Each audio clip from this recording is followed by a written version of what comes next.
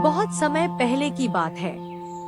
माधवपुर नामक गांव में एक गरीब किसान अपनी बूढ़ी अम्मा के साथ रहा करता था। उसके पास एक छोटी सी जमीन थी जो कि बंजर हो चुकी थी। फिर भी वह दिन रात उस पर मेहनत करता था। मोहन बहुत ही मेहनती और ईमानदार था। वह एक आत्मविश्वास से भरा हुआ व्यक्ति था जिसे ना हालातों से डर लगता था ना ही लोगों की बातों से।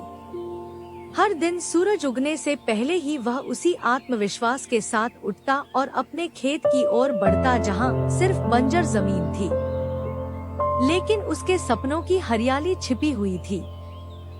उसे यकीन था कि एक दिन उसकी मिट्टी उसे जरूर जवाब देगी, सोने जैसी फसल बनकर। ओ बेटा मोहन, तेरे लिए मैंने जमींदार से बात कर ली है। वो तुझे अपने पास काम पर रख लेंगे। तू भी जाकर उनसे एक बार बात कर ले बेटा।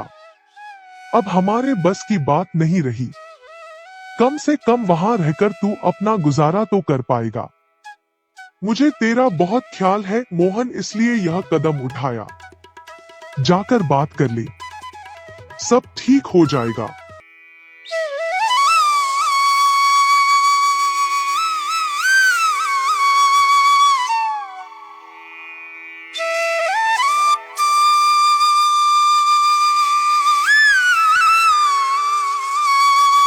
अम्मा, तुमने क्यों बात की वहाँ?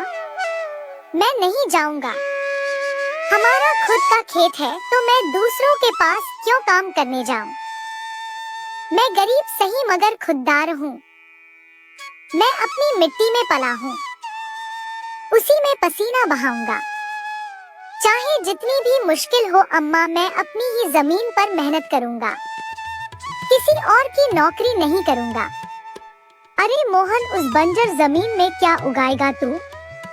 वो जमीन अब बिल्कुल बेकार हो गई है बेटा।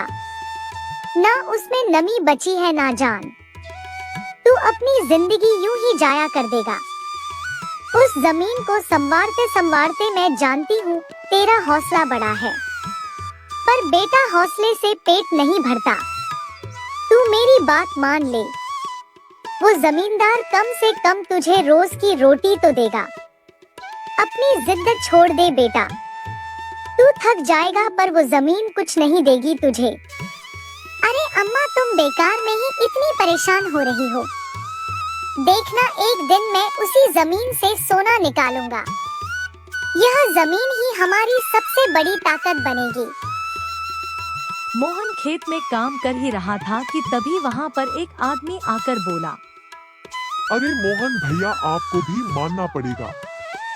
आप फिर से इस बंजर जमीन पर मेहनत कर रहे हैं। अरे मंगेश भैया, अब क्या करें? जमीन हमसे ज्यादा मेहनत करवा रही है, पर क्या करें? धरती तो माँ समान होती है, जैसा वह चाहे वैसा ही करना पड़ता है।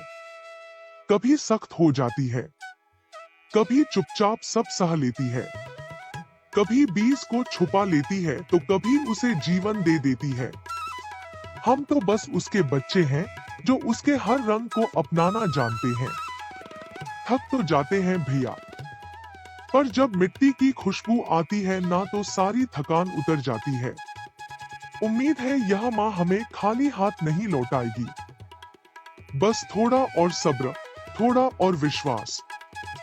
आप जैसा मूर्ख तो मैंने आज तक नहीं देखा भैया। क्या सोचते हो आप? दुनिया कहां से कहां पहुंच गई, और आप अब भी उसी बंजर जमीन से उम्मीद लगाए बैठे हैं। मोहन के पास उस आदमी की बातों का कोई जवाब नहीं था। वह वहां से अपने घर चला जाता है।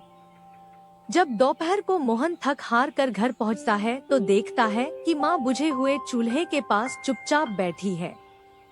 क्या हुआ अम्मा? तुम ऐसे क्यों बैठी हो? खाना क्यों नहीं बनाया? क्या बात है? बेटा, चूल्हा जलाने के लिए लकड़ियाँ नहीं है, इसीलिए चूल्हा कैसे जलेगा? बस इतनी सी बात है अम्मा। मैं अभी जाकर ले आता हूँ लकड़ियाँ। मोहन लकड़ियाँ लाने जंगल चला